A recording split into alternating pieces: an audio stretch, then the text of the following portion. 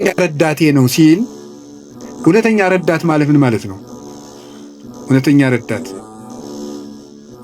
ረዳት ለምሳሌ አሁን ሰው እንጀራ አብልቶ እያበላ ብር ሰጥቶ ብር የሰጠውን ሰውዬ ቪዲዮ ይቀርጻል። ልብስ አልብሶ ቪዲዮ ይቀርጻል። አሁን ደግሞ በእነዚያ ሰዎች ላይም አትፍረዱ።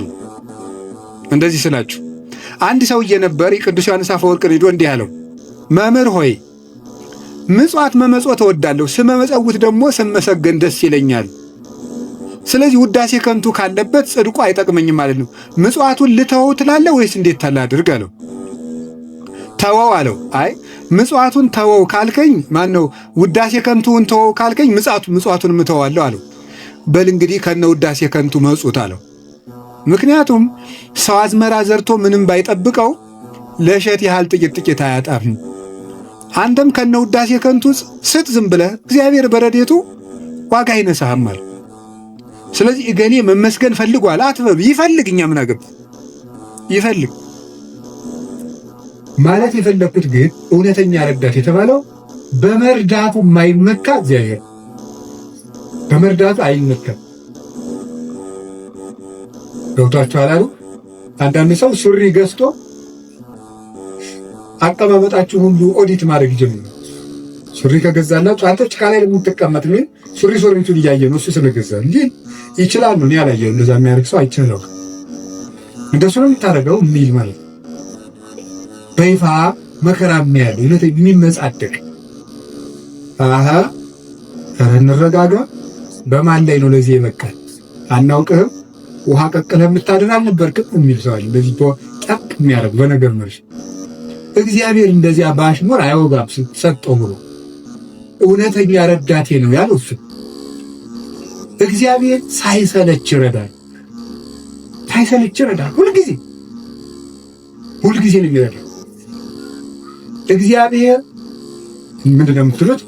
አንኮንዲሽናል ላቭ ነው የምትሉት መሰለኝ አሉ። የእግዚአብሔር ፍቅር ሁኔታ የለውም ማለት ነው። ጥሩ ሰው በሆንኩ ቀን የረዳኝ እግዚአብሔር በረከስኩ ቀን አይተወኝ። ስለዚህ እግዚአብሔር እውነተኛ ረዳት። ሰው ግን ቀን የጣለለት ጥሎ ይሄዳል። እግዚአብሔር እውነተኛ ረዳት። ሁሉ ነገር ሲያልቅ ብቻችን ስንቀር አብሮን የሚቆም ሰው የእግዚአብሔር ሰዎች እግዚአብሔር እውነተኛ ረዳት ነው ማለት እሱ መርጦ አይረዳም። እግዚአብሔር አሽቃብጡልኝ አይልም። አሁን በጣም ይሄ እንደው አንዳንድ ጊዜ ይገርማል። አሁን ለምሳሌ ለቤተ ክርስቲያን እንኳን ሰው ስራ ለመስራት ትሪትመንት ይፈልጋል። እንዲህ ይባላል አቶ ገሌ በእውነቱ ለዚህ ቤተ ይሁን እንግዲህ እዚህ የዚህን ደብር አላልኩም። ኦል ኦቨር ዘ ወርልድ ነው። ገብታችኋል አይደለም? የዚህን ደብር ማለት ሳይሆን በቃ በአጠቃላይ ሰው እኔንም ጨምሮ ማለት ትሪትመንት በቃ ኮሚኒኬሽኗ ካላማረች ወይ አለቃው ወይ ሰባኪው ወይ መምህሩ ገብረ ስላሴ ወለተ ስላሴ መጣችሁልን አልተባለ አይሆን። እግዚአብሔር እንደዚያ አይደለም። አሁን ዝም ብለህ መጥተህ እግዚአብሔር ሆይ ሳንል ዝም ብለን እንዲሁ ቆም ምብንን ይሰማል፣ ልብን ያዳምጣል እግዚአብሔር። እለትሰምዑ ለሆሳሰ ልብ። ቆይ በኋላ የኔታ ይሉላቸዋል መላከ ገነት። እኔ በዚህ በጩኸቱ ዓለም ስለሌለውበት እሳቸው ይሉልናል። ይሄ መልካ ሕማማትና በጣም ደስ ይለኛል። ስለ ሥላሴ የሚነገር ነውና እለትሰምዑ ለሆሳሰ ልብ። ደስ ሲል ሥላሴ የልብን ሹክሹክታ የሚሰሙ የልብን አፍን አይተው ሳይሆን ነገር አሳምሮ ተናግሮ። እኛ እኮ ኮሚኒኬሽን ስኪል ተብሎ ኮርስ እየተሰጠን ነው። ሰው የሚወድልህ ወግ እንዴት አድርገህ ታዋጋለህ ነው ጨዋታው። መከራን ማዳመጥ አንዱ ስኪል ነው ምናምን። የሰዎችን ጥቅም አስቀድም፣ ምንትስ እንደዚህ በል፣ የቃላት ምርጫ ይኑርህ። እግዚአብሔር እንደዚያ ሳይል ጥሩ አድርገው ተናገሩ። ፍልስፍና ተምረዋል፣ ዲግሪ ያላቸው፣ አነጋገር ይችላሉ። መግቢያው እንዴት ነው? ሀተታውሳ ኮንክሉዥኑ ጥሩ ነው አይልም። እግዚአብሔር ልብን ይሰማል። ልብን የሚሰማ እግዚአብሔር ነው። ሐና የሳሙኤል እናት ሐና ምንም እኮ ነገር አላለችም። በልቧ ነበር የምታተኮትኩ። እግዚአብሔር የልቧን ነው የሰማት። እግዚአብሔር የልቧን ነው የሰማት። ሌሎችም እና እግዚአብሔር ልብን ያያል፣ ሰው ፊትን ያያል የተባለ ለዚህ ነው። አንዳንድ ጊዜ እውነቴን ነው የምነግራችሁ፣ መታችሁ የምትሉት ከጠፋችሁ ብትችሉ ዝም ብላችሁ የአባታችሁን የት አላለ ቆሙ። ዝም ብላችሁ እዚህ ገብታችሁ ራሱ አንዳንድ ጊዜ ጭንቀት ይበዛና ቃላት ያጥርና ኃጢአት ይደራረብና አፍን መክፈት ያቅታል። ገብቶ ዝም ብሎ ቢቻል ማልቀስ ጥሩ ነው። እግዚአብሔር ከሺህ ቃላት አንድ ዘላላ እንባን ይወዳል። እዚህ ገብቶ ማልቀስ እና እግዚአብሔር እውነተኛ ረዳቴ ነው። ወረት የሌለው ትናንት ረድቶ ዛሬ ችል የማይል አፍ ላይ የሌለው በሌላ ፍቅር የማይወሰድ ወዳጅ የማይለውጥ ስንለወጥ የማይለወጥ አባት እግዚአብሔር ነው። ደግሞ የማይደክመው የማይሰለች ለሁሉም ይበቃ አባት እግዚአብሔር ነው። እኔ ለምሳሌ አሁን እንዳንድ የቤተ ክርስቲያን መነኩሴ አሁን ለምሳሌ 3 ሰዎች ሊያነጋግሩ ቢፈልጉ 3 ሰዎች እንዳነጋገርኩ መሽቷል ደህና ደሩ ቤቴ። እግዚአብሔር ይህን ሁሉ ሰው በአንድ ጊዜ ይሰማል። ታዲያ እውነተኛ ረዳት አይደለም ነው? አንድን የቤተ ክርስቲያን አባት በጣም ትልቅ ሰው ቢሆን ሁልጊዜ ከሌሊቱ 6 ሰዓት ብትደውሉበት አንተ ስራ የለህም ስራት አትይዝም በዚህ ሰዓት ይደወላል ሊሉ አይችሉም? ይላሉ። እግዚአብሔር መንፈቀ ሌሊት ብንጠራው አለ። እግዚአብሔር ሊነጋ ሲል ብንጠራው አለ። እግዚአብሔር የትም ሆነን ብንጠራው አለ። ገደል ውስጥ ብንጠራው አለ። የረከሰ ቤት ውስጥ ሆነን ብንሰራው ምንድነው ሌሊት በምንጣፌ ላይ ሳለው ነፍሴ የወደደችውን ፈለግኩት ይላል መኃልየ ሰሎሞን ላይ። እና ይህን ምንጣፍ የሚለውን ሊቃውንት ሲተረጉሙ ይላሉ በኃጢአት አልጋ ውስጥ ተዘፍቄ ሳለው ፈጣሪዬን አሰብኩትም። ውድቀት ውስጥ ሆነን ብንጠራው እግዚአብሔር ይሰማል። እግዚአብሔር እውነተኛ ረዳቴ ነው ያለው ለዚህ ነው።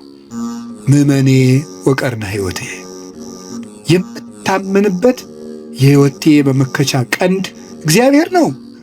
ሰው በጽዋይ ክወል እግዚአብሔር እድህንም ጸሬ፣ ፈጣሪ እግዚአብሔርን በጠራሁት ጊዜ ከጠላቶች እድናለሁ። ይህንን ይዞ ሰሎሞን የእግዚአብሔር ስም የጸና ግንብ ነው ይላል። መጠጊያ የእግዚአብሔር ስም፣ የእግዚአብሔር ስም ሲጠራ፣ እግዚአብሔር የሚል ስም ሲጠራ ምድርና ሰማያት ይደነግጣሉ። ኢየሱስ የሚል ስም ሲጠራ ምድርና ሰማያት ይደነግጣሉ። ፊልጵስዩስ ምዕራፍ 2 ላይ አለላችሁ ከመለስሙ ለእግዚእነ ኢየሱስ ክርስቶስ ይስግድ ኩሉ ብርክ ዘውስተ ሰማይ ወዘውስተ ምድር ወዘበታሕተ ያለ ምድር። ለኢየሱስ ክርስቶስ ስም በሰማይና በምድር ከሰማይ በላይና ከምድር በታች ያለ ጉልበት ሁሉ ሊንበረከክ ይገባል። ለአንድ መነኩሴ ገዳም ሲገባ ከሚሰጠው ትምህርት አንዱ የኢየሱስ ክርስቶስን ስም መላልሰ መጥራትን አታቋርጥ ነው የሚባለው። የኢየሱስ ክርስቶስን ስም ኢየሱስ ክርስቶስ ጌታዬ ኢየሱስ ክርስቶስ ሆይ ማረኝ ብዙ ቀን እናገራለሁ። እንዲህ ኢየሱስ ክርስቶስ የሚለው ስም ዝም ብሎ የሚቀር ስም አይደለም። ዲያብሎስ የሚፈራው ኢየሱስ የሚለውን ገና ሳይጨርሰው ቅዱስ እንጦንስ ነበር የከበቡት አጋንንት የተበተኑት። በገድለ ቅዱስ እንጦንስ እንደተጻፈ ክርስቶስ ኢየሱስ አማኑኤል እግዚአብሔር ብሎ መጥራት ዝም ብሎ አይደለም። በፍቅር ጥሩት፣ ጉልበት ይሆናቸዋል።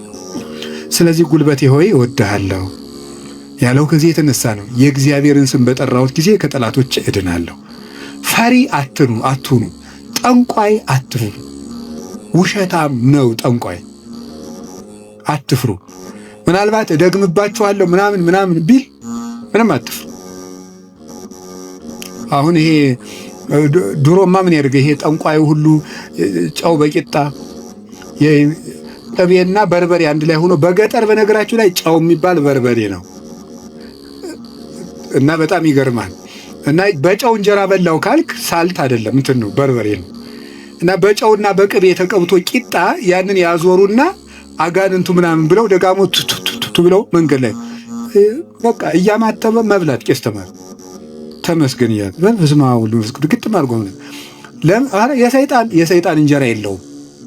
ማን አባቱ ነው ለሰይጣን እንጀራ የሰጠው? ይቅርፋታ ምዳ ምንም የለውም። ማምላክ ሰይጣን ደግሞ የታባቱ ነው እንጀራ ያለው ደግሞ እሱ መቼ የቆፈረውን መቼ የፈጠረውን እንጀራን ለሰይጣን አትስጡ። ምንም ለምንም አትስጡ። አትደንግዱ። በእስራኤል ላይ ጥንቆላ በያዕቆብ ላይ ሟርት አይሰራም አይደለም የሚለው የእግዚአብሔር መጽሐፍ እንደዚህ ነው። የእግዚአብሔር ስም የጸና ግንብ ነው። እኔ ሁልጊዜ እናገራለሁ፣ የካህናት ስልጠና ስሰጥም እናገራለሁ። ምናልባት ድግምት የሚችል ሰው ካለ ጀግና እለዋለሁ፣ ይድገምብኝ ብዬ አውቃለሁ። አሁንም ይቻላል። እንደ ወንድ የሆነ ጀግና በዓለም አለ የተባለ ጠንቋይ ይድገምብኝ ብዬ አውቃለሁ። ይኸው አሁንም የምትሰሙ ካላችሁ ድገሙብኝ። እኔ በጌታችን በመድኃኒታችን በኢየሱስ ክርስቶስ ስም ፍጹም አምናለሁ። ምግባሬ ከሰው ድሃ ሊሆን ይችላል። በክርስቶስ ስም ግን ቀልድ የለም። ስሙን በስመ አብ ወወልድ ወመንፈስ ቅዱስ በጠራሁት ጊዜ ውዬ ባድር አንዳች እንደማይዞረኝ አምናለሁ። እውነቴን ልነግራችሁ። አሁን እኔ ሰው በጫማ ይደገምበታል በምናምን ይችላል። እኔ ጫማዬን ትቼው ነው የምመጣው፣ ውጭ ትቼው ነው የምገባ። መድገም ይቻላል። 4 ነጥብ። ምንም አልሆነም። እናቱ ድንግል ማርያም ለእኔ መጠጊያዬ ናት። በእናትነቷ ምንም ቢሆን ከእሷ አቅፍ እጠጋለሁ። እንደዛ ከሆነ ደግሞ ምንም ሊሆን አልችልም። ስለዚህ አባ ጊዮርጊስ የተናገረው ሁልጊዜ የምወደው ቃል አለኝ።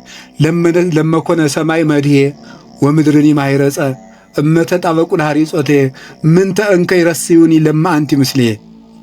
ሰማይ ምድር ወፍጮ ሆኖ አጣብቀው ቢፈጭኝ አንቺ ከኔ ጋር ከሆንሽ ምን እሆናለሁ?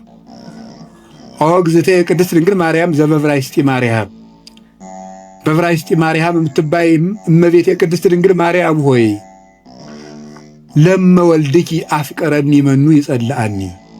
ልጅሽ ከወደደኝ ማን ይጠላኛል? ፀሐይ ይሴብሐኒ ወወር ይባርከኒ ወከዋክብት ይቀድሱኒ። ልጅሽ ከወደደኝ ፀሐይ ይዘምርልኛል፣ ጨረቃም ያመሰግነኛል፣ ከዋክብት ይዘምሩልኛል። በእኔ ላይ ማንም በጠላትነት መነሳት አይችልም ይላል አባ ጊዮርጊስ። ልጅሽ ከጠላኝ ግን ማን ይወደኛል ብሏል። ሰውን ልላችሁ የፈለግኩት ፈሪ አትኑ። ጠንቋዩን ይሄ ምናምናም ውሸታውን እንደዚህ የሚለውን አትስሙት።